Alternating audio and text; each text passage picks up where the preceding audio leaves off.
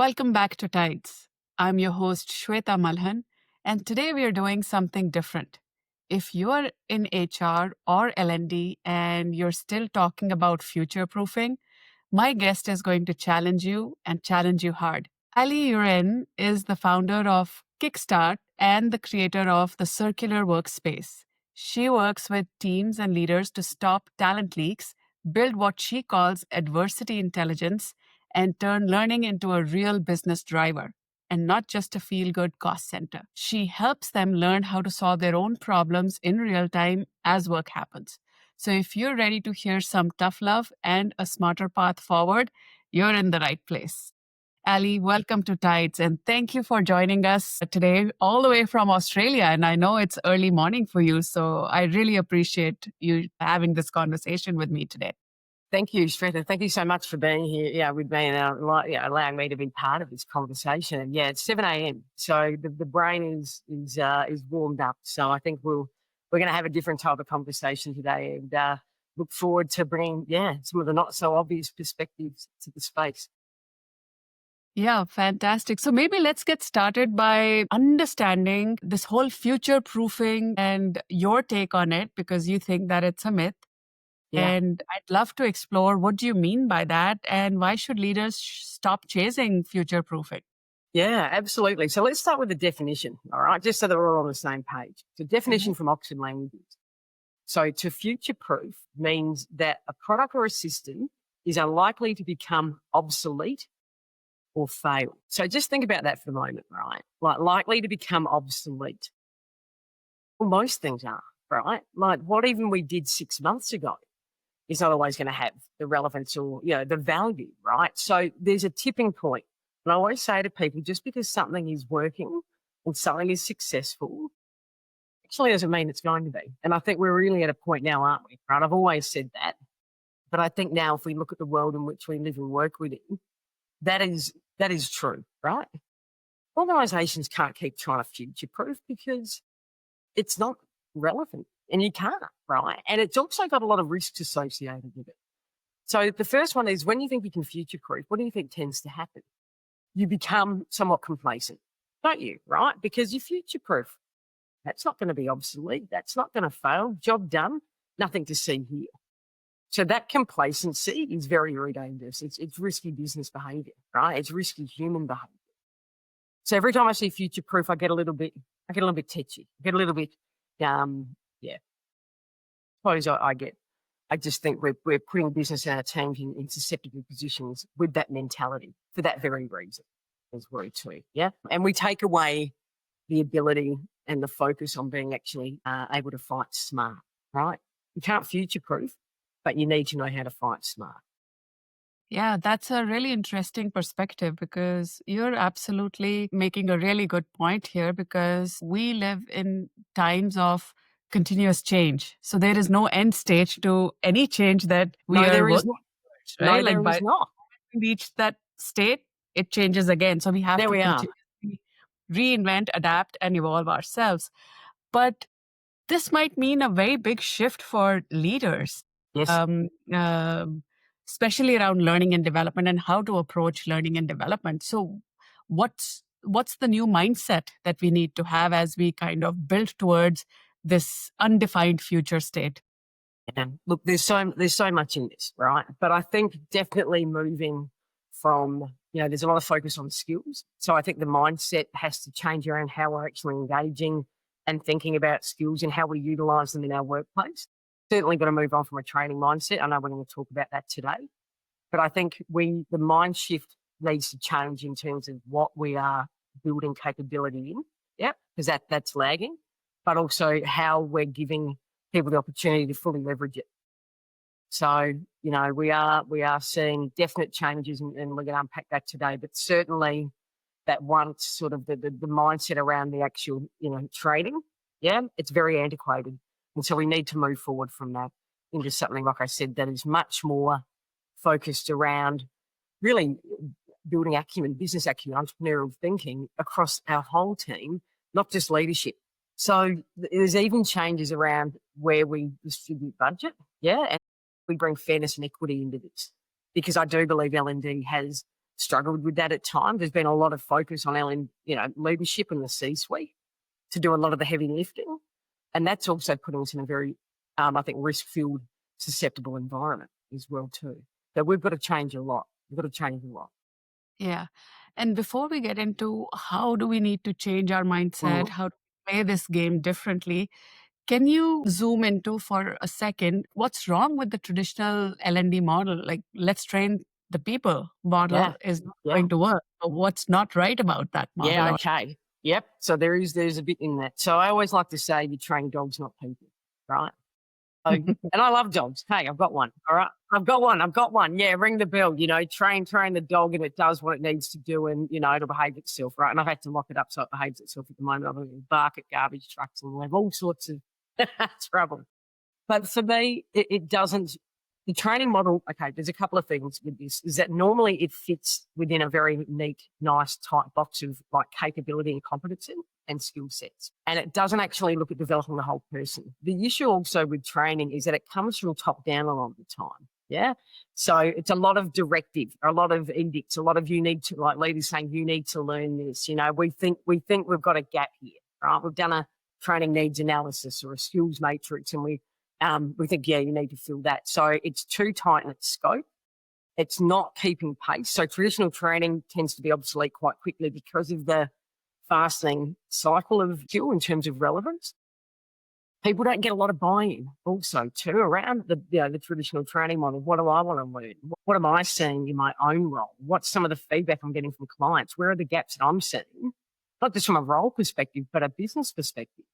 So very, very top down. Also, too, it's normally one and done. There's not a lot of opportunity to test, to experiment, to trial. Yeah. So I think, like say 90% of training is forgotten within about a week.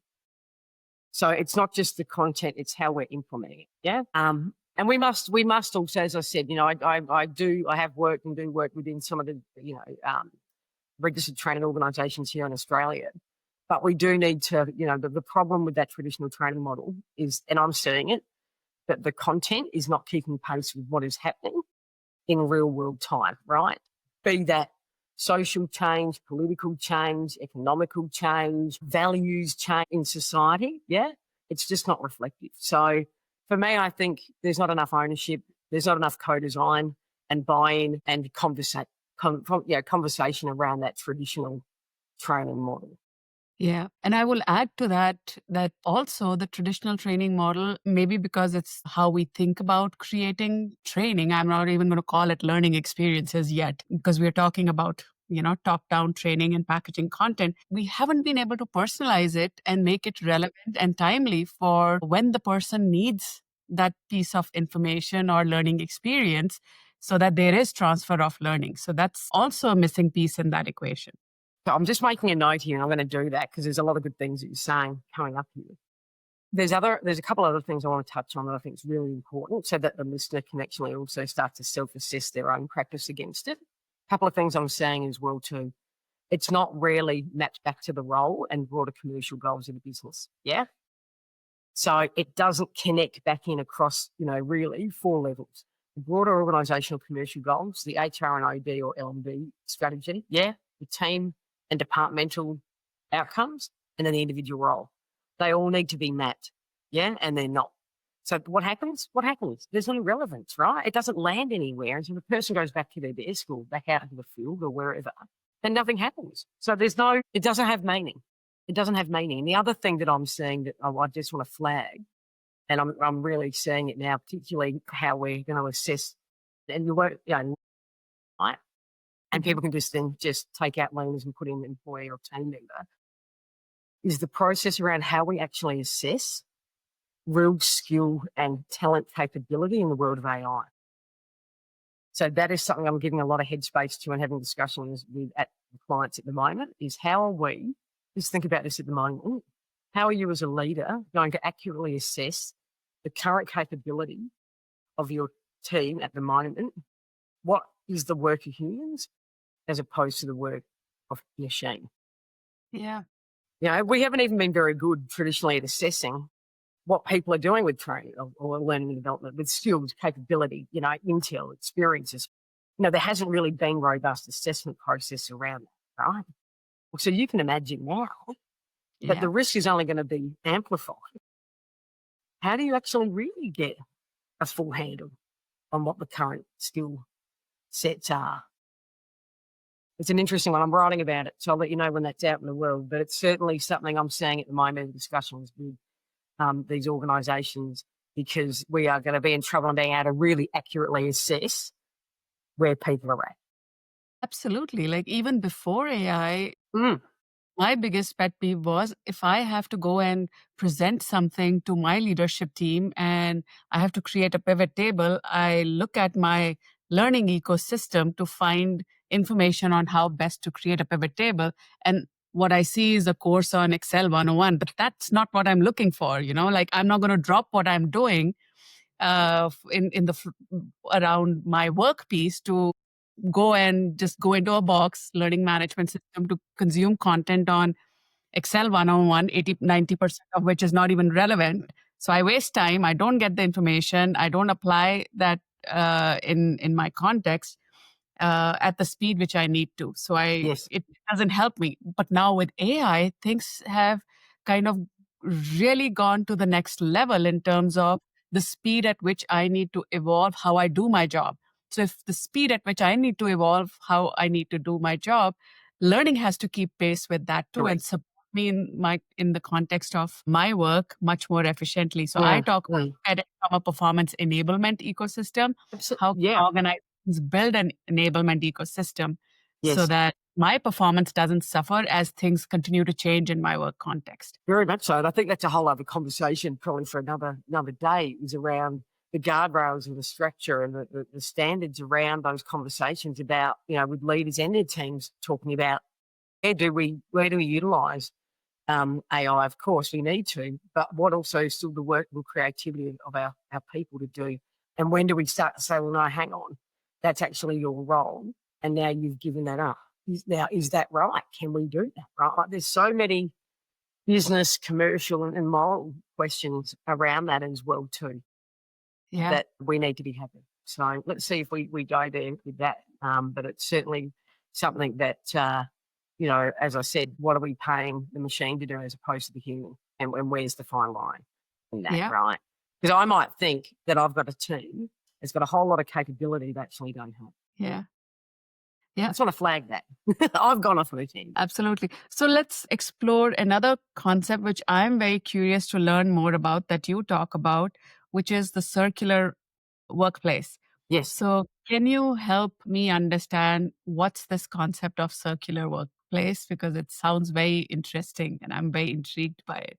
Yeah. So it's a process or an approach that is really, it's been 18 years in the making. And it came to me last year, actually, that we talk about the circular economy. Yeah. So when let's just go there so that will help people understand, okay, sense of that. So the circular economy is that we don't waste. Yeah. We find new ways to repurpose materials back into the system or give it new life again. It's basically what we're doing with the circular workplace. So we're taking formal learnings and skills, but also wisdom, lessons learned, yeah, mistakes made, and creating the structure, the relationships, the process, the foundations to be able to take those lessons, those skills, those mistakes, that organisational memory, and repurpose it back in through new value chains. Oh, So how? it is, yeah. So basically what we're doing, it's 4 parts. And you'll find that there's a lot of diagrams and information, online, both on the website, but in LinkedIn. But it's role-based and project-based. Yeah.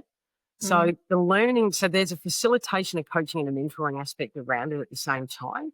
But we take real-world roles and real-world projects to facilitate it. So the leaders and the teams are developing the skills, the experiences, the design piece, and understanding how to use it in real time, partnering with us, right? So we are there along the way. And so mm. they are able to take the IP of their teams, working with their teams to be able to then, as I said, find new commercial value, find ways to add value to existing opportunity. And what we're seeing is we're collecting, so we facilitate, we're trialing and experimenting, which is the beautiful thing, right? So we're learning, we're going out into the world, We're using it in real time. So there is just-in-time learning within this as well, which is exciting, and I've written about that recently. We're coming back in, we're debriefing, we're designing the systems and the processes around it. We're saying, what do we keep? What do we leave behind? We're building, we're debriefing. Yeah, we're using that intel across the whole team to be able to look at how we're making decisions. And then we're taking that to obviously go back out and redesign and experiment again. But we're also then capturing that wisdom at different touch points for them. So it might be within team briefings, it might be through, an internal platform, it would be certainly through one-on-one discussions and debriefs, both formal and informal as well. But we're actually using that to then say, well, how are we capturing that intel and how do we actually want to use that? Because a lot of the time in data, teams are removed from that. They don't get a lot of ownership around, well, how do I want to use it? How do I use it at that role with it, right? How do I use it to bring value, not just to myself, but to the broader organisation? And I think that's another important point to make. Training has traditionally been based on a me mindset rather than the collective we. Mm. So this takes it, and as you can see, and I'm actually with a diagram here that I can send one, but it has, it starts from, the strategic development piece, the skill design, the development around what we need to facilitate. We then actually start to implement the project. We're experimenting, we're debriefing, we're capturing wisdom, we're designing, feeding back into the system. So it's allowing us, as I said, to capture IP, that intellectual property that belongs and lives at that individual level. Yeah. And fully utilise it, right? Back into the operations of the business. Fascinating. So if an organization has to embark on this experience, do they have to look at their current learning and development ecosystem? Yeah, 100%. Absolutely. Yeah. And that's very much done in the first stage. So there's a lot of planning, design, reviewing, debriefing. So absolutely looking at it, you have to, right? Because you can't obviously move forward unless we don't, get a current, really strong insight into the current reality. So we do a piece of work as part of that beginning and that strategic piece, which is called an innovation capability review. And it's something that I designed after a trip to New York, actually, before COVID hit and threw us into an interesting time. But that is actually the best way to describe that is like a risk assessment on creative, innovative steroids. And that's looking at the ability for the team and the organisation to deliver on its projects from an innovative entrepreneurial, risk perspective. And from there, we also then start to get clarity around what is actually going to get the focus. So we do a lot of work early to really make sure that we're setting up those foundations as well. Because a lot of time, that people try and rush to what needs to be fixed without a proper understanding, really, what is the root cause? What are we doing well? What do we want to keep? And I think the beauty of this work is that it allows us to create space. And this comes back to adversity intelligence. So I won't play all my cards on that at the moment, but it allows us to have adult, respectful, creative conversations around gaps, threats, and risk, and how we can do something productive. You can't innovate and do different if you can't go there and do something valuable with that, right?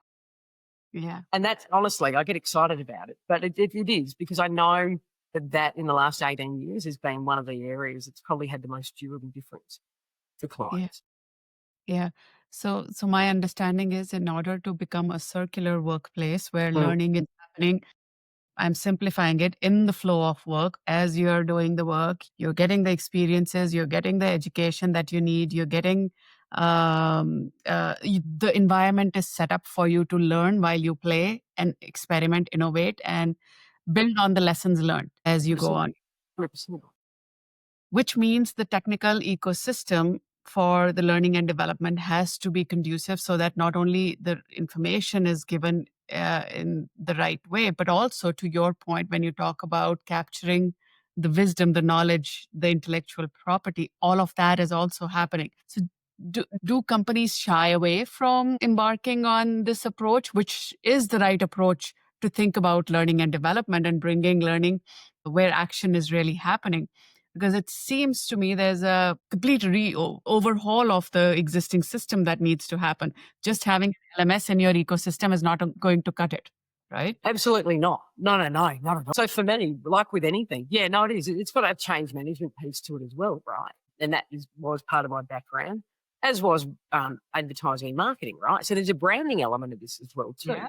And I think that's what I do when I say is that this is not just a commercial driver that is also developing the people in a way that makes meaning to them. This is about building an employer brand as Yeah. well too, right? So I want to say that it has many, many different benefits. It's like for any product, right, that is owning a category. It's not for everyone. You know, it's for many, but it's not going to be for people. If people want to stay, right, and let's get real, if people want to stay in a training mindset, don't want to do some work on themselves, don't have ambitions to, you know, uh, step up and do different, don't want to explore. You know, I write a lot about the cultural Yeah. characteristics of organisations that get the best out of this, and I'm very upfront about it. Mhm. I think that those organisations wouldn't be right for this. Yeah. I think the ones that, you know, I say to people, why are we working together? And there'll be a lot of reasons, but a lot of it will be, I want my teams to think like entrepreneurs. Mhm. I want to change the dynamic. Yeah, we need to change the way in which, you know, these roles are working. We have big problems, which we'll talk about, I think, a case study. But I need them to think entrepreneurially. I need them to start thinking and solving their own problems and challenges Yeah. rather than me being the one that has to do it or bringing in external consultants all the time, which is an expense that is not required. When you can think entrepreneurially, you can solve so many problems and challenges. And we need people to own it. I think this is particularly important. This Yeah. is owned by the people, not the experts. So yeah, that they're I can talk all day about the, you know, certainly the people that are right for it, but also the ones that are not. And if you're conservative, and as you said, don't want to try and experiment, don't want to take the risk as an opportunity, and as I said, really step up and explore, then yeah, it won't work for you. Yeah. Absolutely. And I won't go there either, right? Like I'm very mindful too. Yeah, very Yeah. mindful of where I'm going to put my talent and IP and energy and my brand. And I think we need to be honest about that as well too. Having said that, you worked with 200 plus Yeah, brands yeah. and experimented and helped them and supported them in this journey. So, Mm. what are some of the tangible shifts that you've observed that teams have experienced when they adopt this circular workplace Yeah. approach? Well, let me also say too, this has been used for organisations that were going through redundancy. So this has been used, and I have written about it. So major global fast-moving consumer goods brand utilised Kiikstart. Yeah, they plan to continue to operate while closing the business. So it's worked within organisations that are going through a big transition. So one that I will speak about was an organisation in the visitor economy who basically had major issues with recruitment and talent acquisition and how they were developing their people that was leading to some risk within the business in terms of how it was going to be perceived in the broader market. So Mhm. they use the circular workplace in the way that we've just talked about to redesign their brand, their narrative, their recruitment process, their onboarding, their ongoing learning and development, the roles that they put into the business and how they innovated. We're doing some extreme creative forward thinking around that. And what they were able to do was not just build the bottom line, but they were actually able to create people that were really added to the organisation, that removed the risks that had previously existed and had started to step up and drive that business rather than rely on key decision makers all the time to have to step in. Mhm. And what we started to see within that is that the dynamics changed. So people actually started to make smarter decisions, not just in business, but in their own lives. It started to affect how they were showing up positively, yeah, within that organisation.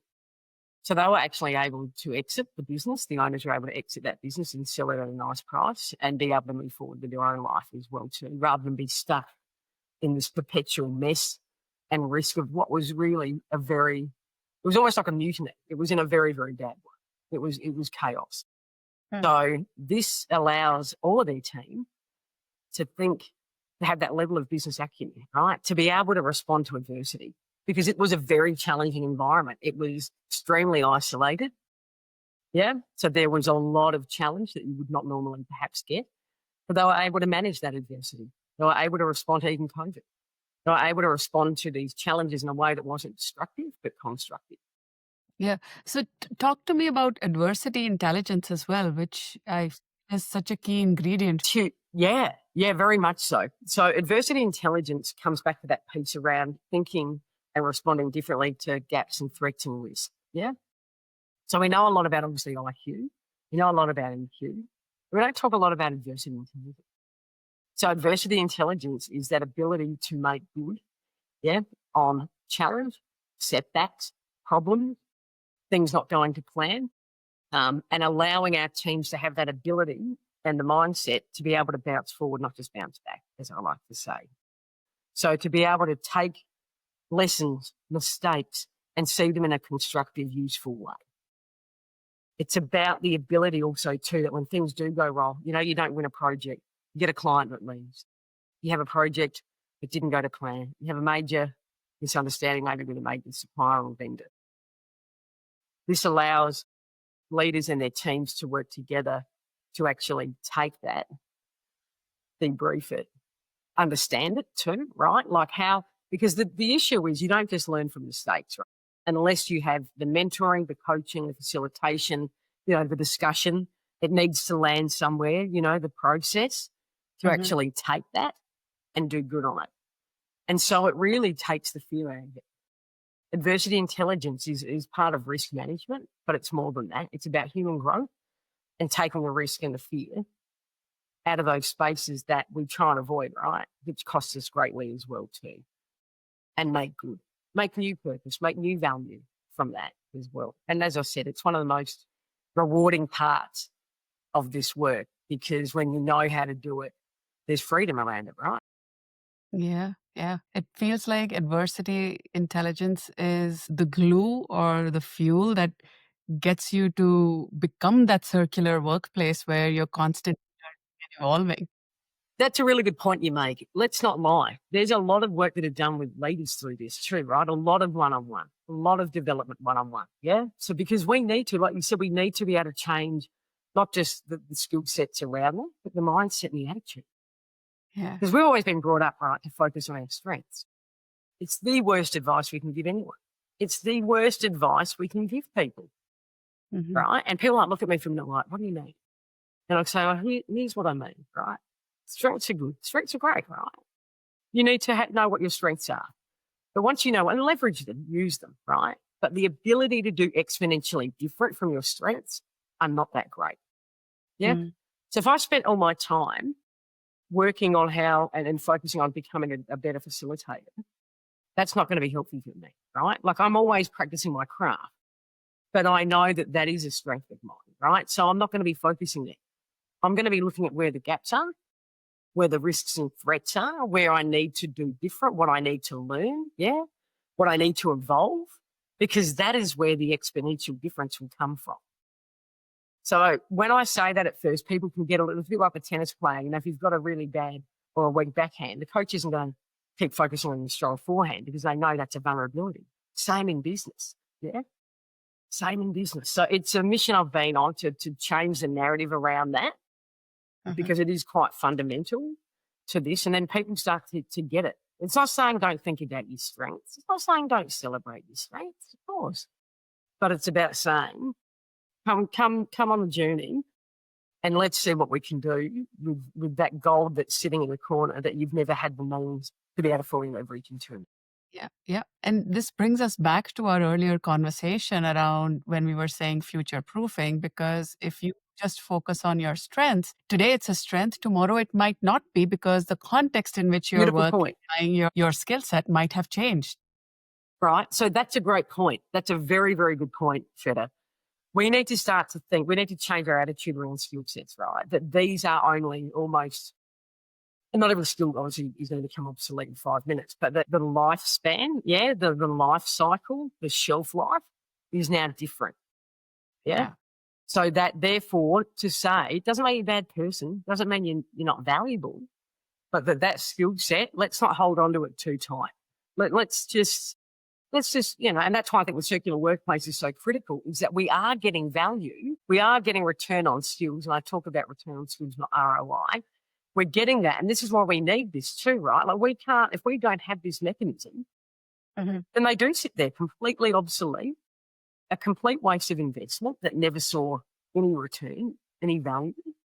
But yeah, we need to also as leaders celebrate the fact that you're not going to hold this forever. That's why I don't talk about sustainability. Right? This is not about being sustainable. This is about being durable.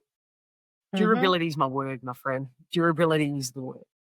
Yeah, absolutely.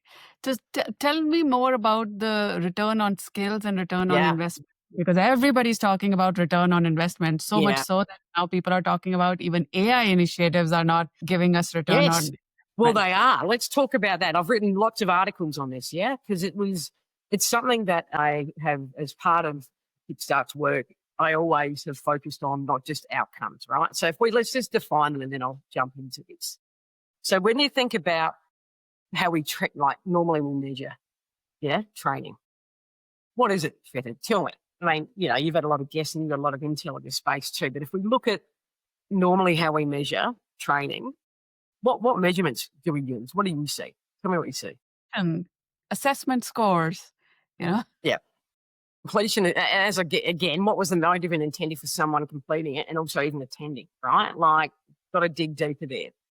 So a lot of the time it will also be, if we go even a little bit deeper, it'll be what outcome will assess you against maybe a skill set, right? Oh, you've proven that you can do X, Y, Z, right? So very technical, very nice, neat, can be mapped back to a unit of competency. Okay.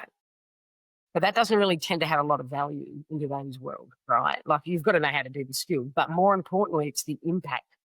So I'm measuring the impact of this, right? So with ROI, I've got a couple of things here. You're looking at employee retention and acquisition, productivity gains, upskilling and reskilling, maintaining compliance. Gee, the C word gets a lot of attention, right? If you just think trainers compliance, we've got a lot of work to do. Attendance and completion rates, right? So it's very dusty, right? Yes, we need to measure that, but where we start to see the difference in terms of return on skills is being able to measure the impact.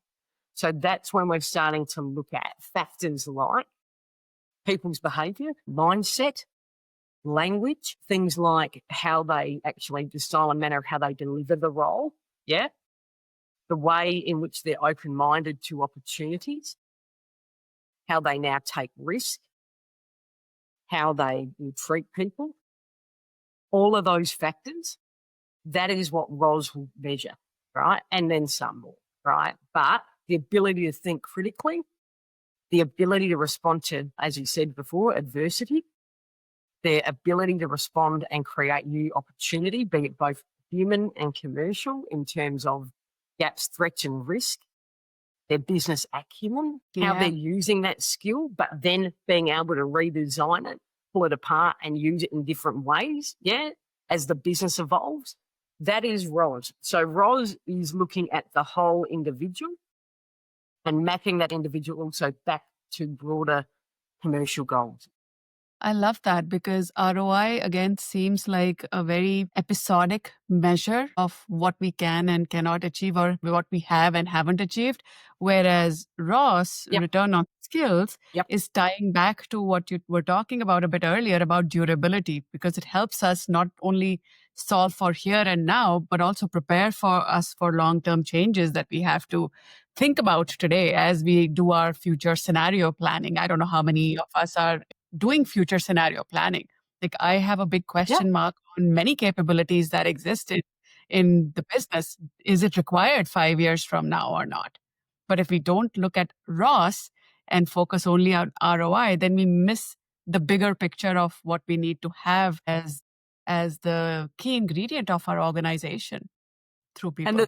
And you've summed it up really well. I think the beauty of this is also too with ROS, we're measuring how people are actually taking the skills and using them in terms of what they're creating back in the workplace. Yeah.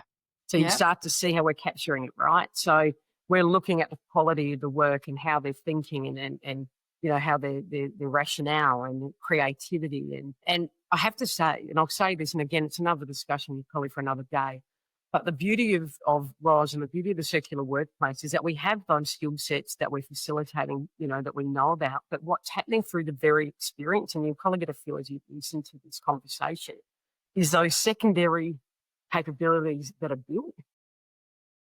Yeah, just through the discussions, the reflections, the actions. I have given some examples. I've written a post about what you would expect to get from a particular action within the circular workplace and what also it delivers. So there's a Yeah. couple of really good examples that I've shared, and I can certainly share those with the community that starts to show that it's very much sometimes on the fringes where we start to see all the more organic learning and conversations that develops that real sophisticated, Yeah. skill set in people. Yeah. Absolutely. And if we think about return on skills, ROI, yes, we have standard measures, but when it comes to return on skills, what would you suggest to organizations? How do they actually meaningfully measure and capture data so that they can prove that there was return on skills Yeah, in that? yeah, absolutely. So I think I have written an article on how to actually do that. And what I would say, let's just say for the purpose of today, is, and again, this comes back to a gap normally in a lot of operations, but you need to start looking at what did the person learn, yeah? And how are you actually going to map that back? What do you want to see, right? What needs to look different? So if I looked at a unit of competency or a skill set, I would then be meeting with my learners, to be able to sit down, and you might use AI or however you want to do it, but it does need a human conversation as well because it needs to have ownership and feedback and input and advice in it. But I would then be sitting down with them as the first thing to say, okay, what's the skill sets? How do we map that? Back to your role. How do you want to use it? And I have actually created questions that I've shared online before too around what we need to be asking before we even invest in any L&D, in terms of leader to team. And then we would agree, okay, what's going to look different then? How do you want to use that? And then how are we going to measure it? Yeah. And so we have that conversation. We have that conversation. Can you see how it's sort of laid out? We have that conversation before we even agree, before we even fund it. We're not even having those conversations, right? So we're wasting investment, time, talent in mismatched opportunity. But here it's like, okay, you need a competency. What's going to look different? In terms of how you're going to use it and be specific. And then how are we going to measure it? When are we going to measure it? And those 4 things, if you did that, if you started, just start there. Just start there. Yeah. And then timeframes obviously to come back in, to actually check in, to review, to assess, to pull apart. That is where you go. Let's start there. If you were to do that, you'll start to see not only difference in what's created, but in the relationships that you're having with people too. Beautifully said. All right. So, as we approach our wrap up section of our episode today, I have a few questions where I want your perspective so that it inspires L&D HR leaders to think differently. What would you say to an HR leader who's still running traditional learning programs? I'll give you one word: why. Mm, I'm not trying to be smart. But why? How does traditional, and this is, how does traditional learning or how does traditional training programs, even traditional L&D, allow you to deliver on the goals that you say matter? Honestly, we must start. I even wrote a post yesterday and said, why are we doing this? yep. I love Right. that. Yeah. And that was an article. That's a great conversation with Mark Lawn, who's an awesome individual in the UK. We've just done another video. Yeah. Why? Because that's Yeah. what we're seeing, massive disconnect too between strategy, people growth and commercial performance. We must ask why. And that's what I would say. If you can come back to me and you can say this is exactly how it delivers what we say matters, then I stand corrected. Yeah. But I And don't think I will. that one question will help us rethink the value proposition that our capability brings to the organization. 100%, right? To start, we have to get honest. It doesn't mean we're bad humans. We're all works in progress, right? But it just makes us stop to think, to start to map that back against those goals and objectives that we set at high value. Yeah. All right. So the next one is, what's one uncomfortable truth you wish more people in HR would admit? Yep. So, okay, here we go. Learning and development should not be sitting within HR. It's not HR. It's not an HR function. Get it out of there. I said that yesterday to someone I'd met for the first time. Who is this woman? No, it's not. It's its own complete function. And so what I would say is let's stop trying to put it, I think HR, one thing I would say is there's so much we try and package up into HR, right? No wonder everyone's like, how am I living? No, I don't actually associate any of my work with HR at all, because it's not. It's more around, my work is more commercial performance and business development with a very strong focus on people, yeah? But it's not HR. So what I would say is let's pull it out. It needs to come out of HR. It needs to sit as its own function. Those that choose to be in it need to actually have very strong business acumen. Yeah. And I've had this talk with awesome Shveta Malhan, who's an awesome friend of mine, but also, he's been on your show a lot. You need to understand the financials. You need to understand the brand. You need to understand, so that entrepreneurial mindset, that strong strategic, that business acumen. Yeah. That's what I have. If you look at my career, it's very, you might, people try and put you in boxes, but believe you me, it is very holistic in its focus. And it's very much around understanding how we're going to deliver proper, robust outcomes. And so that is what I would say to HR. We need to stop thinking that it's part of it. It's not. It can complement it, but it's its own unique function. I love that. And I say that because I've lived in both worlds. I've sat in L&D, which sat in the business unit, and I've sat in L&D sitting in HR. And boy, how you can problem solve, recommend solutions when you're closest to where the action is happening is way different than when you're so far away, removed from where people need the most support. Yeah. And I think also too, L&D hasn't done itself any favours sometimes too, right? Because, we're not being very strong on the narrative that we're telling. So we have key decision makers, sitting up in the C-suite, sometimes thinking we are something that we're not. And I think that we need to also do some heavy lifting around changing that narrative. So yeah, how we're positioning it is really important. Yeah. All right. So the next one is, what gets in the way of applying new skills quickly? Okay. I'm gonna say something around quickly. Yeah.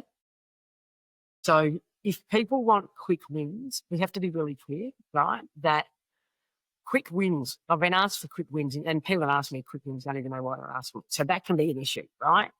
We need to not ask for quick wins. We need to focus on being intentionally and smartly efficient, right?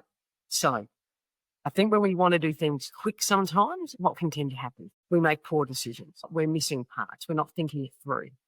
So one thing I'll say is that not all times fast is good and not all slow is bad. And that is particularly true when it comes to proper, robust outcome and impact from learning and development.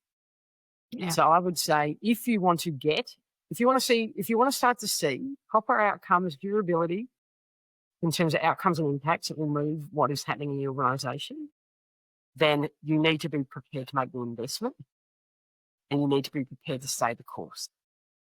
Because depending on what needs to be achieved, some outcomes will happen relatively quick or soon, and others will take time to reveal themselves.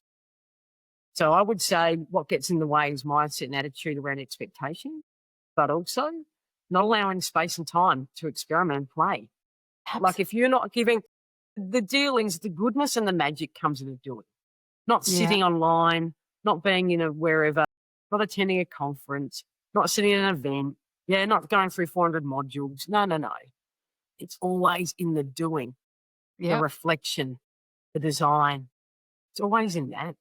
Yeah. So, if you're not like we said right at the beginning, if you're not redesigning your organisation and the actual workplace reality of your people, then you will never see what is possible. Absolutely. Love that perspective. Yeah. In my understanding, I would say remove that fear, because I might be an expert consultant in context X, but I might not be the same in context Y. But if your expectations are the same from me, then you're pushing me away from testing and learning, to your point, and which is where the magic is happening. 100%. And also, too, let's get real about AI as well, too, right? Like, we need to be able to play. I mean, like the first time you learn a computer thing and blow it up, right? Like 30 years ago or whatever, you thought, oh my God, I'm going to kill this thing. But we need to look, all of this is relevant. All of this is absolutely probably even more relevant now in the age of tech, right? And of AI as well, is we're not making space for people to play, to trial it, to celebrate what worked, but to come back in and to really capitalize on what didn't work and repurpose, redesign that back into the organisation. I think that's critical. Beautiful. And the last one I have, Ali, is How can HR or learning and development leaders evolve from being facilitators to co-creators of business impact? I think I alluded to it before, and I think that those leaders need to start to really dive into some of their own gaps in their own capability. So it's about saying, where are my own gaps when it comes to those spaces like business acumen, financial understanding, brand and comms? Yeah. Where do I need to build that capability? Because you can't give what you don't have.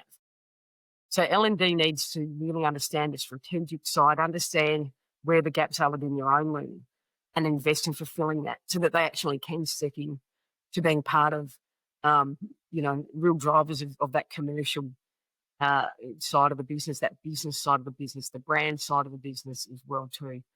And I think, for me, that's where you have to start. You have to do an honest. And as I said, you and I have been around long enough to, have solid education, and I've invested a lot of money in that. But all of it's come from that experience of doing and playing as well. And so I would say, understand where the gaps are from your own capability in those spaces and invest.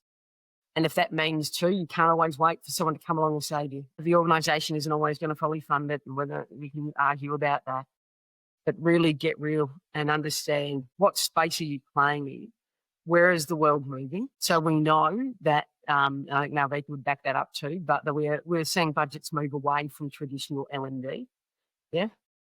Mm-hmm. So how are you also going to make sure, as we said, can't future-proof, but how do you now make yourself valuable to the organisation? Yeah. Wow. What a powerful note to wrap up our conversation today. And I do want to say as well to you as well, I've enjoyed, there's a lot of podcasts, you can't give your headspace to everything, but I do want to say this in front of the community. The quality of the questions have been really next level and have challenged me to really think as well and to stretch myself. So I want to thank you for that and for the work that you continue to bring to our community. Thank you, Ali. This has been my humble attempt at getting the community together, because the world that we are building and shaping as professionals in HR and L&D world is a very new and different, and there's no one person who has all the answers. So TIDES is just an attempt to get amazing voices and thought leaders like yourself to come and share your lived experience, so somebody listening can have an aha moment and think about trying and testing things differently. So thank you. Until next time on Tides, stay curious and keep pushing the edge of what work can be.